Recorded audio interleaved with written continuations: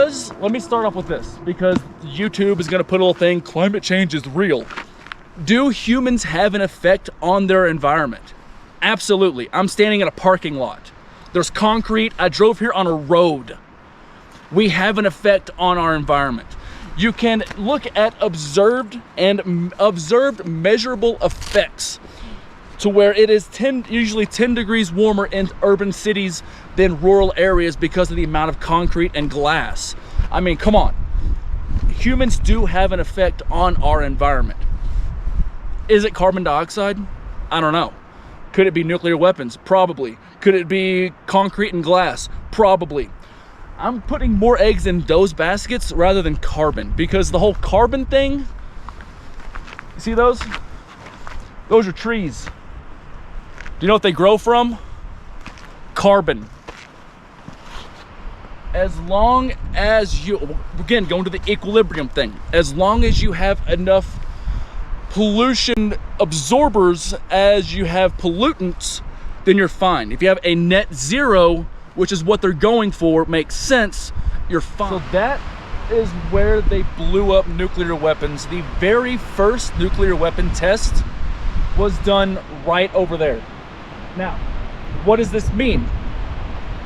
This means they blew up a lot of nuclear weapons in this area in the 1950s, 60s, as well as Bikini Atoll, an island over in the Pacific. Like, America was detonating nuclear weapons like a lot. That's what we were doing. And it's kind of weird that if you look at, like, I'm gonna get in a lot of trouble for saying this, but I just notice correlations, okay? I'm not saying there's a causation, I'm just saying I notice correlations.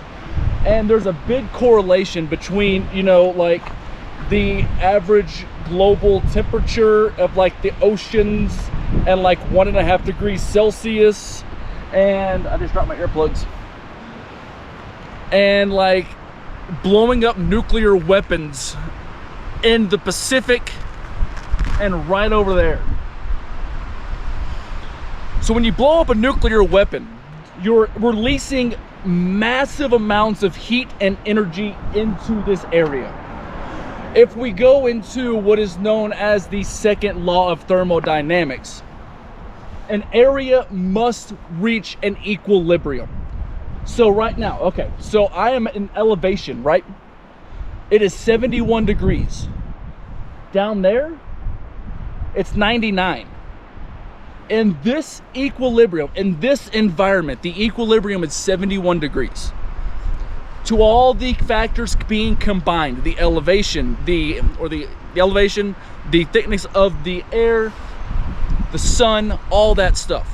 All of that factors into it being 71 degrees right here, while it is 99 right down there. It's like a mile away. Probably, it's like 16 miles away. But so you have that equilibrium, right? So what happens if in that 99 degree environment you introduce something that is 1,000 degrees? That 99 degree environment has to absorb that 1,000 degrees. It disperses amongst that entire area, which means you have to take more energy away from other areas to bring it back to that equilibrium. It's the same thing as take a bottle of water that you have in a cooler. It's cold. In that environment, the equilibrium is that temperature. Your water is the same temperature as everything around it. You take it outside and it's going to start sweating because the internal temperature does not match the external temperature. And the external temperature will actually change the internal temperature of that bottle of water to match the outside environment. That's what we're talking about. So I don't know. I have no idea. I am not a physicist. I'm just a history teacher. Now, the amount of energy that was dispersed in this area and in the Pacific, could the amount of global temperatures that is being affected today, could it be that variance? Could the variance of what we're seeing today be the effects of blowing up nuclear weapons in this area as well as the Pacific Ocean? I don't want to blame anybody for anything. I'm not trying to, oh, you did this, now you need to do that, and now we're gonna get, that's stupid. It solves nothing. All that does, all consequentialism, because that's what that is. It is people who are afraid of the consequences. All it does is make people hide their mistakes. Put your mistakes out in the open. Let's fix them. Let's address the actual issue. But here's the problem.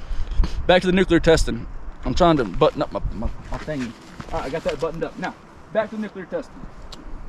What if the equilibrium that was needed to bring this area and the Pacific Ocean back into its normal temperature range, is that what we're seeing? Is that global warming?